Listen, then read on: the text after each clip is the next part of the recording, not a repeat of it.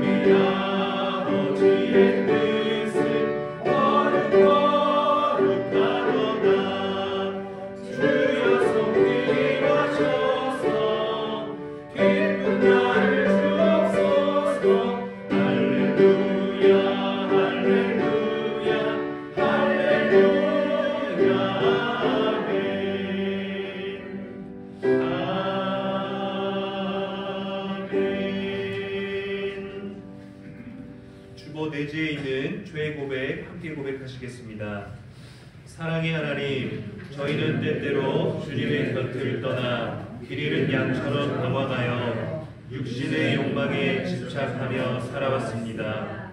또한 주님의 말씀을 저버리고 빛의 자녀된 삶을 살지도 못했습니다. 용서의 하나님, 죄를 고백하고 회개하는 저희의 기도를 들으시고 자비와 긍휼을 베풀어 주옵소서. 우리 주 예수 그리스도의 이름으로 기도드립니다. 아멘. 용서의 말씀입니다. 죄 사함 받기를 원하는 교우 여러분, 용서하시는 하나님의 말씀을 들으십시오. 만일 우리가 우리 죄를 자백하면 기는 미쁘시고 의로우사 우리 죄를 사하시며 우리를 모든 불의에서 깨끗하게 하실 것이요. 아멘. 다같이 교독문 94번 새해 두 번째 말씀 함께 교독하시겠습니다.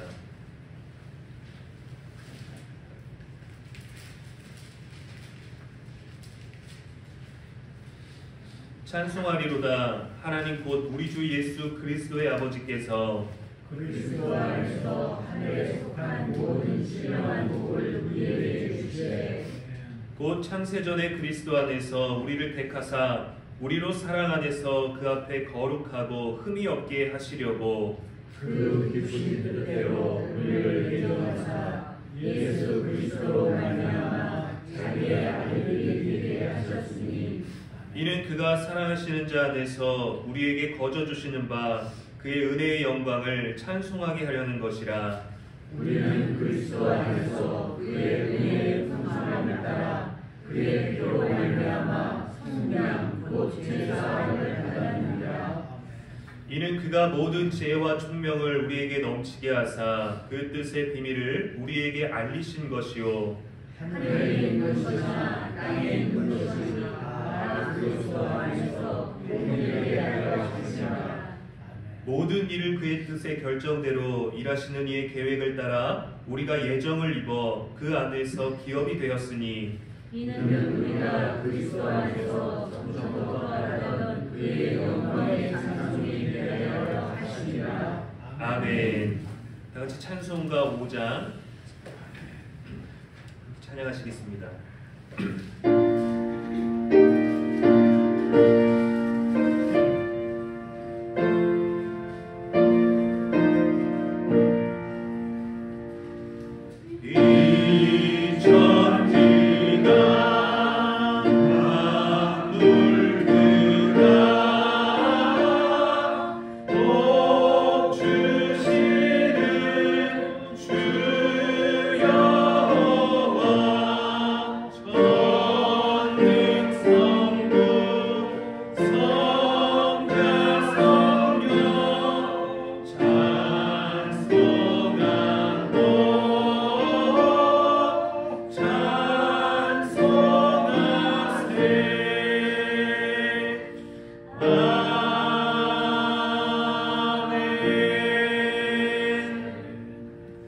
예배를 위해서 김덕환 권사님 기도하시겠습니다.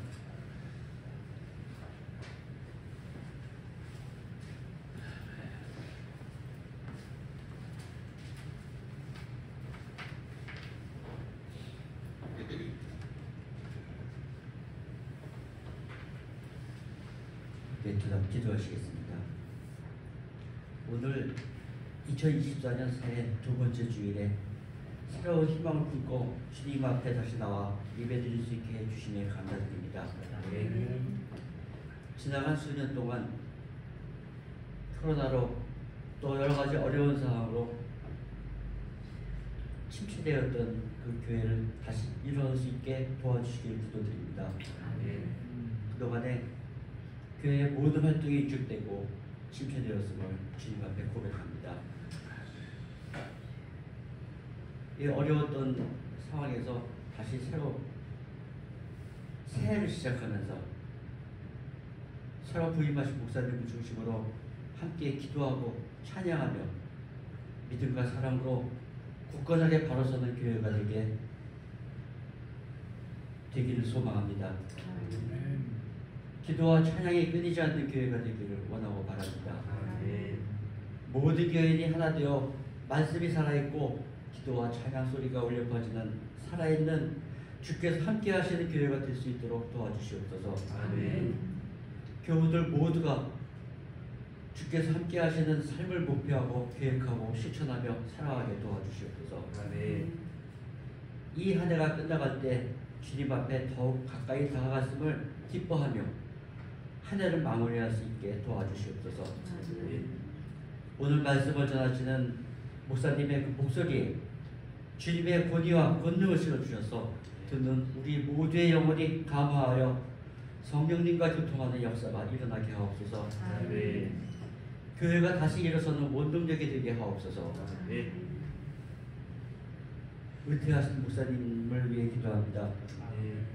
그 목사님의 그 육신과 영혼을 강건하게 지켜주시고 또 신학에 대한 그 열정이 식지 않도록 더욱 각별히 도와주시옵소서. 오늘 이 예배에 함께 하시는 교우들과 그 가정에 복된 날들이 계속되기를 소망하며 예수님의 이름으로 기도합니다. 아멘.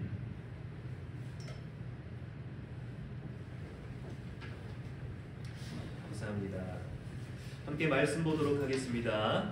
이 시간 하나님께서 우리에게 주시는 말씀, 저는 이제 죄송합니다. 찬송가 259장 함께 찬양하시겠습니다.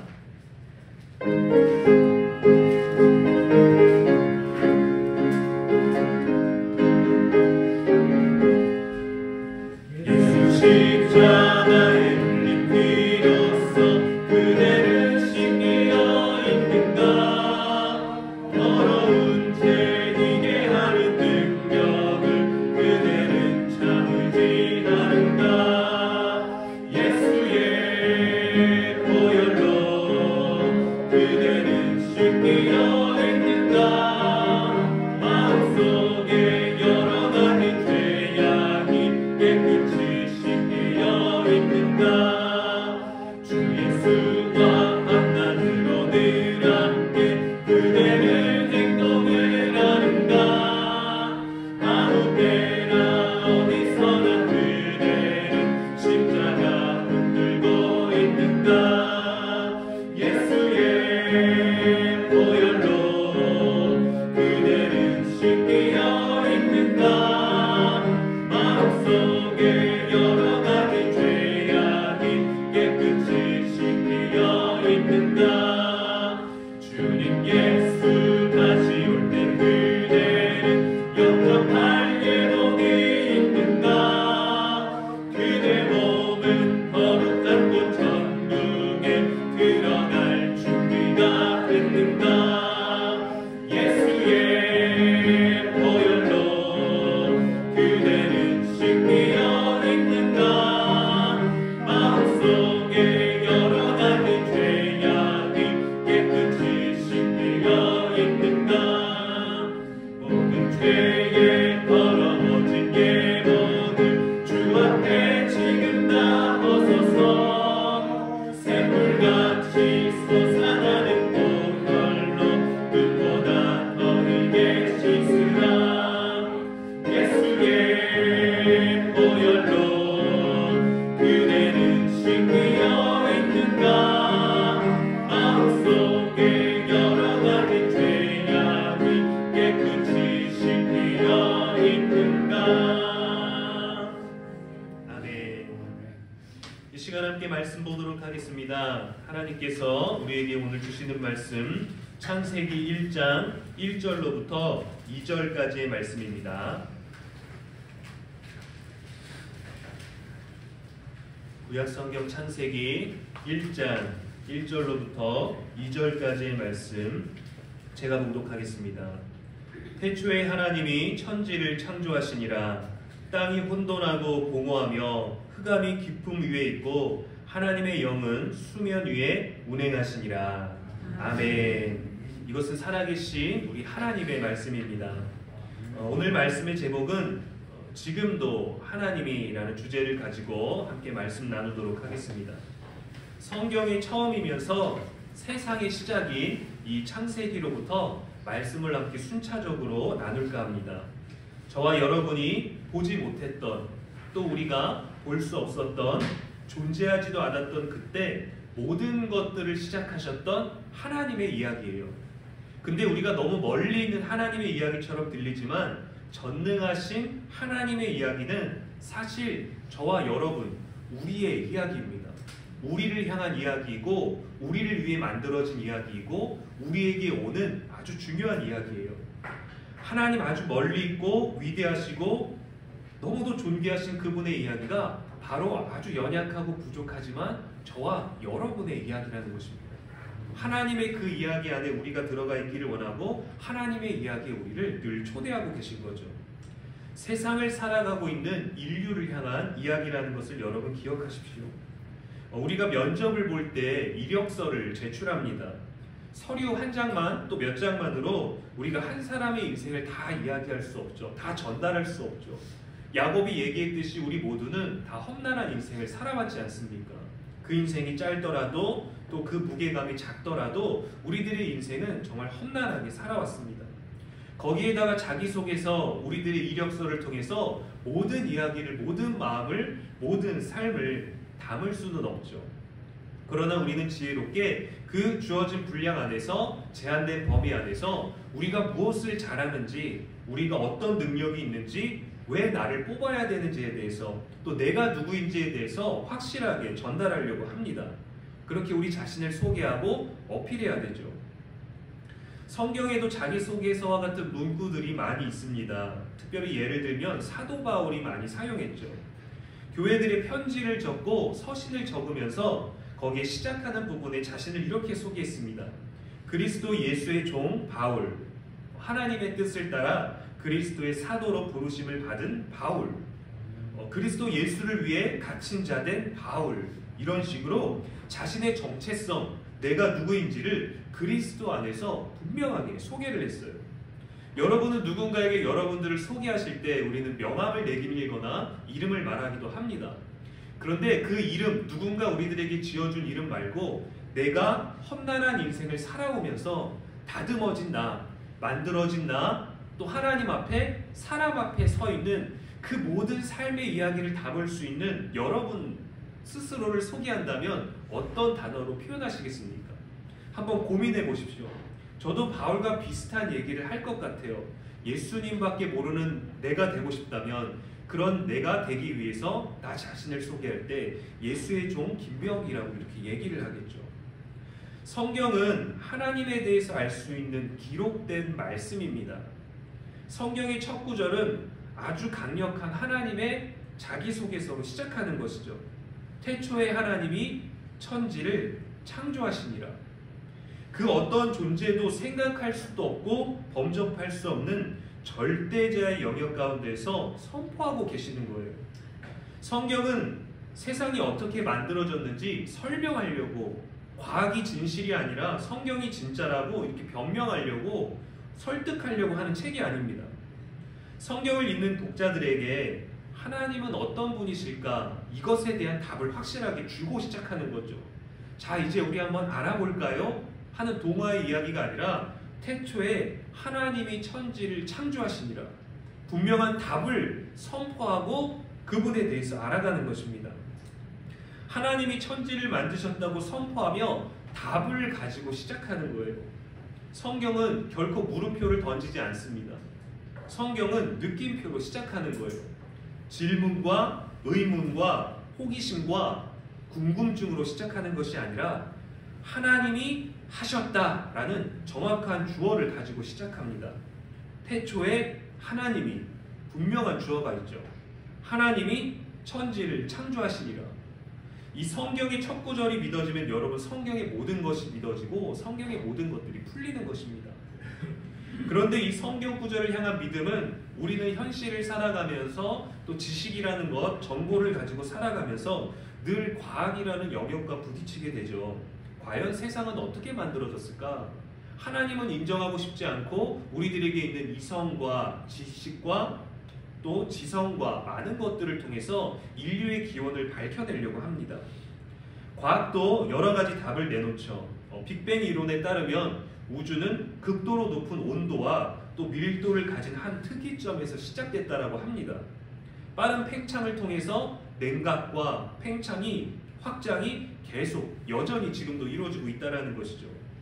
그 중에서 우리가 살고 있는, 우리가 속해 있는 이 태양계는 태양의 폭발로 인해서 지금 살고 있는 우리 지구를 포함한 8개의 행성이 만들어지고 수많은 위성이 만들어졌다. 또 그렇게 태양으로부터 떨어져 나왔다. 그렇게 형성되었다라는 것이 과학의 정설입니다. 하나님이 천지를 창조하셨던 그 시점이나 폭발로 인해서 태양이나 우주가 시작된 시점이나 사실 지금 살고 있는 또 이전에 살았던 그 어떤 인류도 그 순간 그 장면을 목격한 사람은 아무도 없습니다. 하나님의 창조의 시작을 본 사람도 아무도 없죠.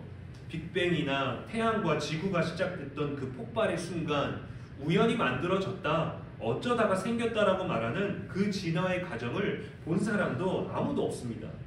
그런데 공통점이 있죠. 성경의 창조나 과학의 진화나 이런 폭발, 우연에 의해서 생겼던 그 모든 것들을 아무도 보지 못했는데 많은 사람들은 이 두 가지 모두를 믿고 있다는 거예요. 하나님이 천지를 창조하신 것도 우리가 믿는 것이고 하나님을 믿을 수 없는 많은 사람들이 과학으로 접근해서 빅뱅, 또 폭발, 팽창, 많은 확장들을 진화를 통해서 만들어졌다라는 것도 아무도 보지 못한 사람들이 증명해내면서 그것을 믿고 있다라는 거죠. 그런데 우리는 성경의 역사를 바꾸지 않습니다. 말씀 그대로를 받아들이죠. 하나님이 만든 순서를 변경하거나 내용을 추가하거나 수정하지 않습니다. 근데 과학은 조금 다릅니다. 새로운 이론이나 가설이 어느 시대 또 갑자기 등장하죠. 더 지혜롭고 설득력 있는 가설들이 신뢰를 얻으면 과거에 있었던 내용들이 바뀌기도 하고 대체되기도 하고 수정이 되기도 합니다. 중생되니 신생되니 하는 것들의 기간을 변경한다거나 우리가 알고 있는 공룡은 파충류였는데 사실은 털로 수북하게 있었다라는 그런 새로운 가설들이 등장하면서 바뀌게 되고 권위 있는 사람의 이야기가 우선순위에 오르게 되는 것이죠. 또한 성경과 과학은 출발이 다릅니다. 과학은 의문을 가지고 있고 궁금하고 또 지식을 많이 또 예측을 많이 할 수 있는 사람, 나라는 존재로부터 시작해서 거꾸로 거슬러 올라갑니다. 그래서 이전에 사람들이 얘기했던 것을 믿고 그것에 대한 증거 또 자료, 정보를 가지고 계속해서 거꾸로 올라가는데 살아보지 못한 과거 또 아무도 얘기해주지 않았던 어느 시점에 이르게 되면 더 이상 우리가 알아낼 수 있는 것이 없는 거죠. 그때부터는 상상력을 동원하게 됩니다. 어느 시점이 되면 막혀버리게 돼 있어요. 그런데 반대로 성경은 하나님으로부터 시작해서 우리들에게 오는 거예요. 하나님이 궁금증을 던지고 야, 인생이란 무엇일까? 세상은 누가 만들었을까? 하나님이 우리들에게 다가오시면서 질문을 통해서 우리가 답을 얘기하는 것이 아니라 하나님이라는 그 답으로 시작해서 그 답을 우리가 받아들이기만 하면 되는 것입니다. 정해져 있는 답이 이 수천 년 동안 변하지 않고 수정되지 않고 바뀌지 않은 채로 우리들에게 오게 된 것이죠. 절대자가 답을 가지고 절대자가 답이 되어주셔서 볼 수 없고 만질 수 없고 이해할 수 없는 그 전능자를 예수 그리스도라는 구원자를 통해서 우리들의 인생 가운데 함께 살게 하시고 함께 먹게 하시고 함께 마시게 하시고 함께 예배하게 하시고 천국 복음을 전파하게 하시고 이웃을 사랑하게 하시고 지금 살고 있는 우리들의 삶을 그대로 예수님께서 보여주신 거예요. 그분은 진리십니다. 그분은 생명이시고 우리를 구원하신 유일하신 분이에요. 왜냐하면 그분이 답이시거든요. 그 답이 변하지 않은 채로 창세 전부터 우리들에게 온 것입니다. 우리는 고민할 필요가 사실은 없어요. 사실 우리들의 가장 큰 고민과 어려움은 그분을 받아들이는 겁니다. 그분을 인정하는 것, 그분이 정말 세상을 창조하신 그 말씀이신가? 우리를 구원할 수 있는 유일한 길과 진리와 생명이 되신 분이신가? 그것을 받아들이는 것이 어려울 뿐이지 답은 모든 인류에게 정해져 있는 것입니다. 하나님이 답은 주셨지만 각자의 자유의지에 따라서 하나님과 그분의 흔적을 그분이 보내주신 것을 그분이 들려주신 이야기를 우리는 선택할 수도 있고 선택하지 않을 수도 있어요. 하나님은 우리들에게 자유의지를 주셔서 기계적으로 입력이 되면 하나님 하고 그냥 정답만을 얘기하는 것이 아니라 우리가 정말 하나님을 사랑할 수 있게끔 그분이 정말 날 사랑하시는 것을 내가 고백하고 받아들이고 내 삶의 방향을 그분을 향하여 정할 수 있는 선택의 기회를 우리들에게 주셨습니다. 우리가 누군가 미워요. 그러면 그 미워하는 사람을 미워하는 것이 우리들의 본능이고 감정입니다. 그런데 하나님은 우리들에게 사랑을 입력하셔서 막 미워하고 있는 우리가 갑자기 아무 감정, 아무 느낌, 아무 변화도 없이 사랑해야지 하고 바뀌는 게 아니라 사랑할 수 있는 선택의 기회를 우리들에게 주십니다. 하나님을 믿을 수 있는 말씀을 받아들일 수 있는 그 기회를 우리들에게 늘 주시는 것이죠. 저와 여러분은 이 창세기 1장 1절의 말씀 하나님이 하신 일, 시작하신 이 일, 답을 주신 이 일이 확실하게 믿어지게 되기를 주님의 이름으로 축복합니다. 여러분 하나님이 하셨습니다. 하나님만이 하실 수 있어요. 하나님이 여전히 지금도 하나님이 저와 여러분 가운데 일하고 계십니다. 근데 2절에 보면은 우리가 이 선포된 말씀으로 시작했지만 갑자기 조금은 알 수 없는 세상의 초기 상태를 보여주죠. 여러 가지 단어가 2절 말씀에 사용되었습니다. 땅이 혼돈하고 공허하며 흑암이 깊음 위에 있고, 어떤 단어일까? 어떤 모습일까? 굉장히 고급진 표현인 것 같으면서도 우리가 상상하고 이해하기에는 굉장히 난해한 표현들입니다. 이 장면을 우리는 어떻게 상상해 볼 수 있을까요? 무에서 유로 만들어졌지만 형태는 알 수 없어요. 생김새는 우리가 알 수 없지만 나열되어 있는 단어들을 보면 우리가 어느 정도 예측을 해볼 수 있습니다. 혼돈, 공허, 흑암, 깊음. 혼돈과 공허는 우리의 한국어로의 의미는 조금 다르지만 히브리어 언어의 뜻과 음은 비슷합니다. 토후, 보후라는 단어로 되어 있어요. 그러니까 이 단어는 토후, 보후라는 것은 하나를 강조하기 위해서 그 비슷한 단어를 가져다가 반복해서 사용을 하는 것입니다. 히브리어의 독특한 표현 중에 하나죠. 이 혼돈이라는 단어는 이사야서 24장 10절에도 나오는데 성읍이 무너져서 뒤범벅이 된 상태를 얘기합니다. 또 신명기 32장 10절에도 나오는데 버려져서 아무나케나 버려진 황무지라는 표현을 쓸 때도 이 토후, 보후라는 단어가 사용이 되어졌어요. 우리가 알고 있는 한글 사전의 혼돈은 마구 뒤섞여 있는 상태를 이야기합니다. 공허는 텅 비어 있는 헛된 그런 뜻이죠. 조금 더 고급스럽게 표현하자면 혼돈은 정돈되지 않은 무질서의 상태를 표현하는 단어입니다. 지구의 상태가 이렇다라고 우리가 상상해 보기 전에 우리는 이 단어를 삶에서도 경험을 하죠. 때로는 우리들의 마음이 혼란스러울 때가 있습니다. 혼돈스러울 때가 있어요. 믿음을 가지고 사는데 잘 질서가 되지 않는 경우가 있고, 내가 열심히 또 노력하고 애썼는데 내 뜻대로 되지 않을 때 우리들의 마음이 허무함을 느낄 때가 있죠. 열심히 노력했는데 아무것도 채워지지 않는 성취감마저 느낄 수 없을 때 우리는 이 공허라는 단어를 맞이합니다. 또 우리가 우리 앞날들이 막막할 때 내 노력으로 내 체력의 한계가 또 어떤 나의 능력의 한계를 맞이하게 될 때 우리는 앞날이 캄캄하고 막막한 것들을 느끼게 되죠. 군대에서는 이런 고문의 이야기가 있었어요. 고참이 와서 신병에게 야, 너 눈 한번 감아봐. 그래서 눈 감으면 뭐가 보이니? 아무것도 안 보입니다. 그게 이제 네 군생활이야. 이렇게 얘기를 하고도 했어요. 전역한 사람들에게, 사회에 있는 사람들에게는 우스운 얘기지만 군 안에 있는 사람들에게 정말 끔찍한 얘기죠. 이 혼돈과 흑암, 깊음, 공허함, 때로는 우리들의 인생의 모습일 수도 있습니다. 때로는 우리들의 마음의 상태일 수도 있어요.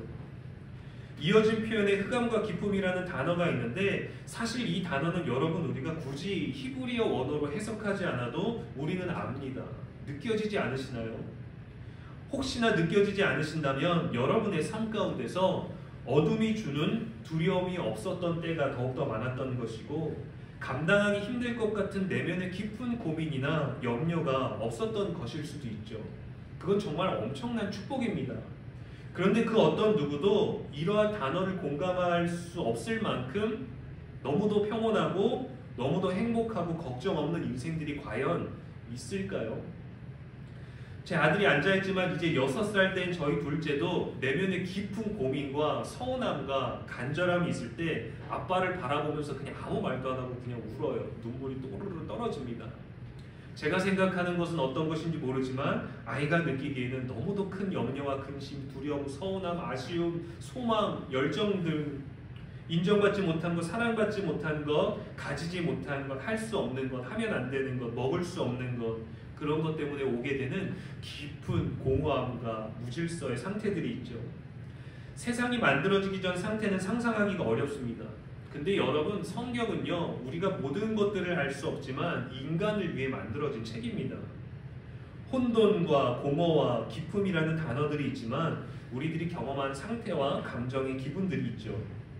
성경의 모든 단어가 어려운 것 같고 그것을 상상하는 것이 굉장히 우리들에게 멀게 느껴지지만 우리의 언어로 되어 있다는 겁니다. 우리가 라틴어로 된 원어 성경을 가지고 지금 말씀을 나누는 것도 아니고 독일어로 된 성경을 말하는 것도 아니고 제가 히브리어로 설교하는 것도 아니죠. 우리가 알아들을 수 있는 언어로 하나님은 태초부터 우리에게 이야기를 시작해 주신 거예요. 신약에서도 예수님께서 비유로 말씀하셨습니다.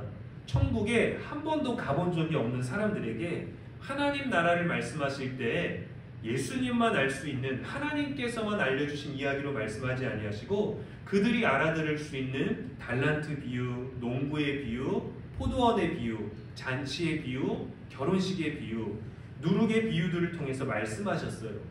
말씀을 듣는 자들이 지식의 높낮이 수준이 더욱더 달랐고 하는 일들이 달랐지만 일상에서 그들이 무릎을 탁 치면서 이해할 수 있는 소통의 언어로 예수님께서 비유로 친근하게 말씀해 주셨다는 겁니다.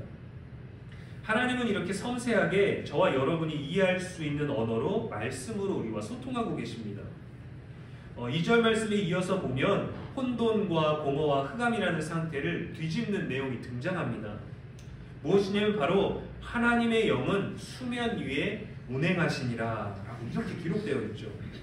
수면 위에 운행한다라는 얘기는 히브리어 원어의 의미로 보면 어떻게 되어 있냐면 얼굴과 얼굴을 마주 대한다라는 표현이에요. 굉장히 멀리 있는 가운데서 지켜보고 있고 안 보이는 것 가운데서 감시하고 있는 상태가 아니라 얼굴과 얼굴을 마주보고 있는 아주 가까운 관계를 이야기합니다.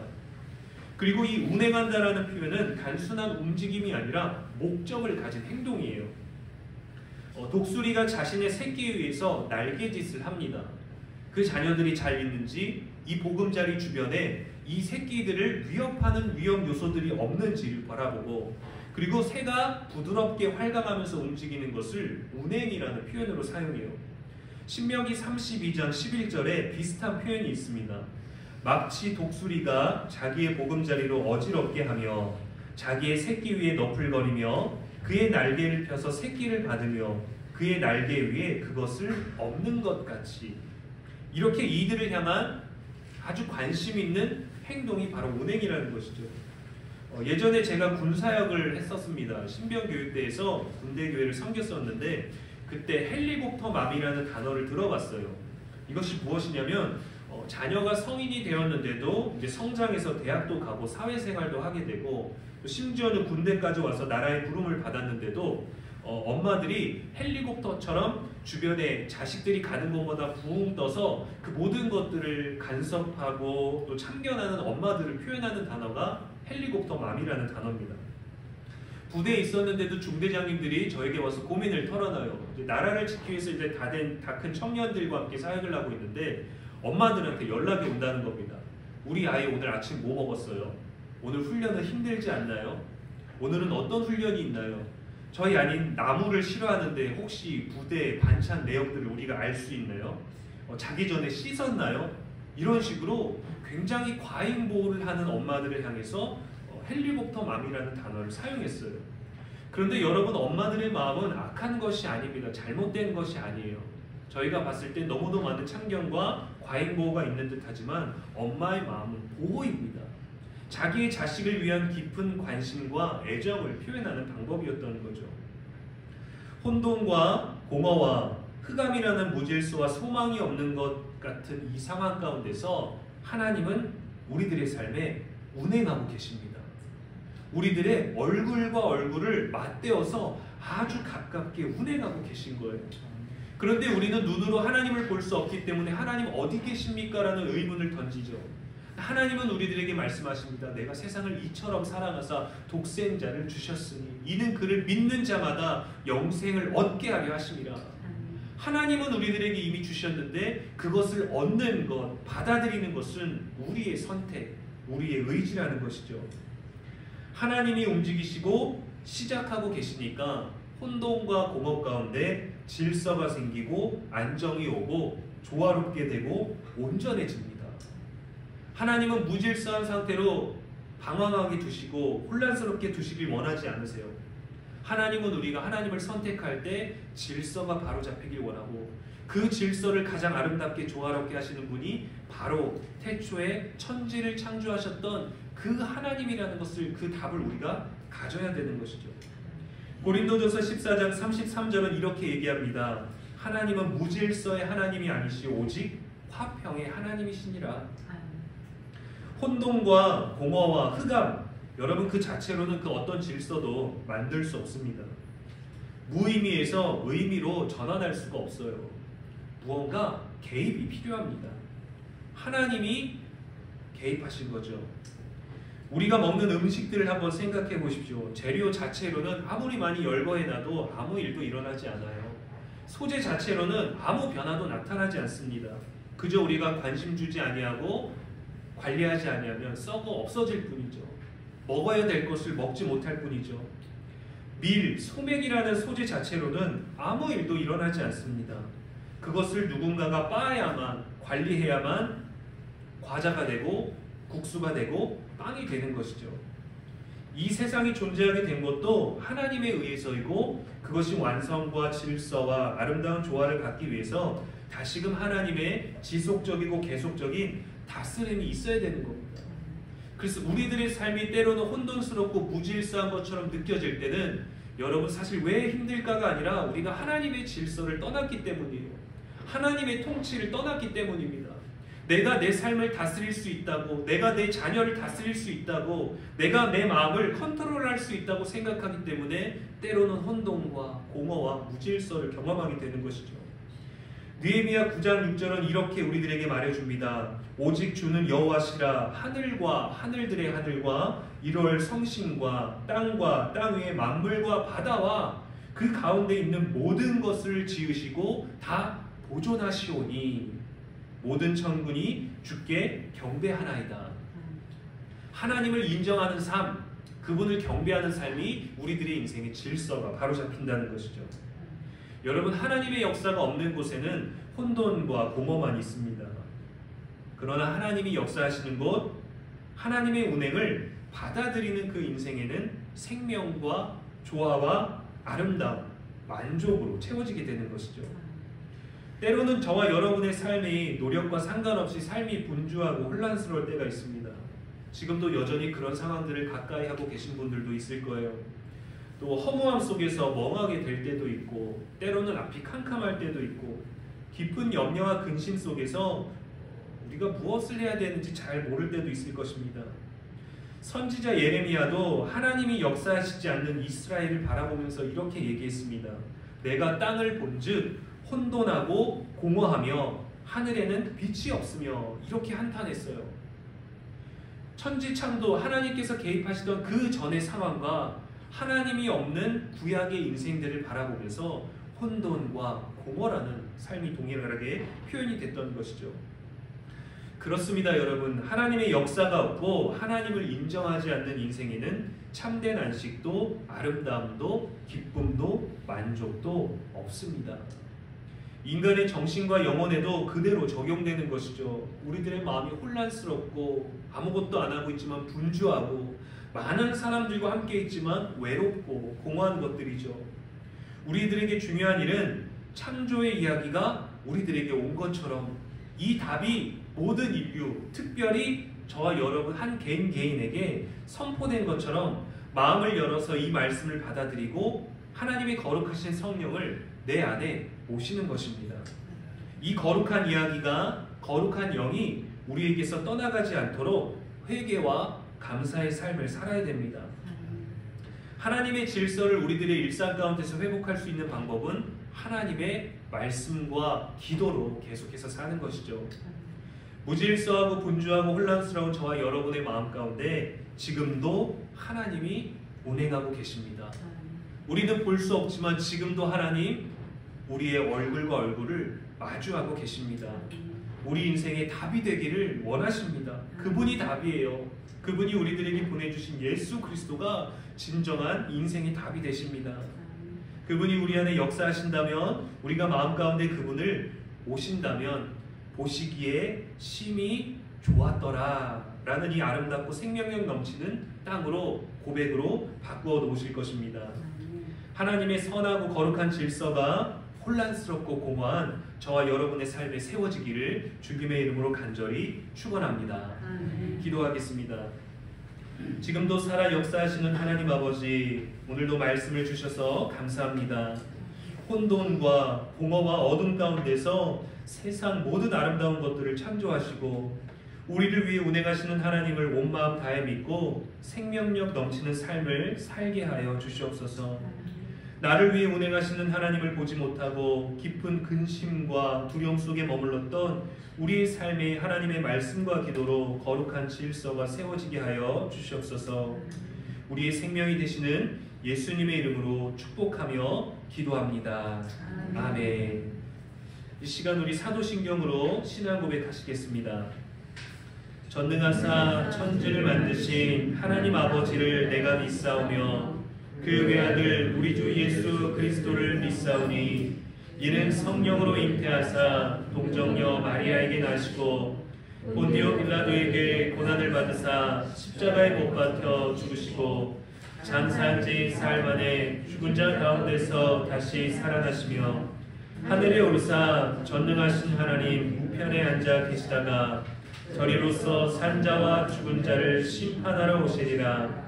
성령을 믿사오며 거룩한 공예와 성도가 서로 교통하는 것과 죄를 사하여 주시는 것과 몸이 다시 사는 것과 영원히 사는 것을 믿사옵나이다. 아멘. 함께 봉헌 찬송 441장 찬양하시겠습니다.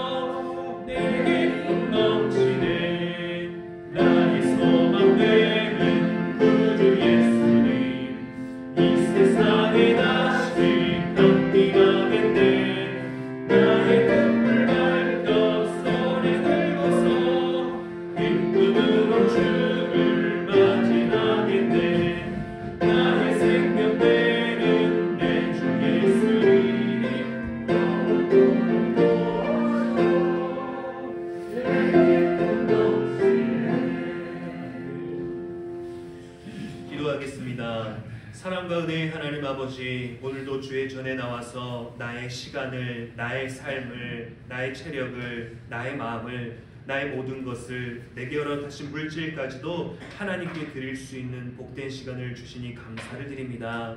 모든 것들을 하나님 앞에 구별할 수 있게 하여 주시옵시고, 나를 위하여 지금도 하나님이 운행하고 계심을 믿고 나의 것을 하나님께 영광 돌릴 수 있는 하나님을 인정하는 믿음의 삶이 되게 하여 주시옵소서. 오늘도 귀한 예물 하나님께 거룩하게 구별하여 올려드립니다. 모든 것이 하나님의 것이오나 우리에게 주신 일부를 하나님께 돌려드리오니 하나님 나라 위하여 귀하게 사용되게 하시고 쓰임받게 하시고 또 우리도 세상 가운데서 이웃을 위하여 섬기고 나누고 베풀고 하나님께 드릴 것이 많아지도록 우리들의 창고와 우리들의 삶의 모든 것들을 채워 주시옵소서. 감사를 드리오며 이 모든 말씀 우리 주 예수 그리스도의 이름으로 축복하며 기도합니다. 아멘. 다함께 찬송가 227장 1절과 2절을 부르심으로 성만찬 예식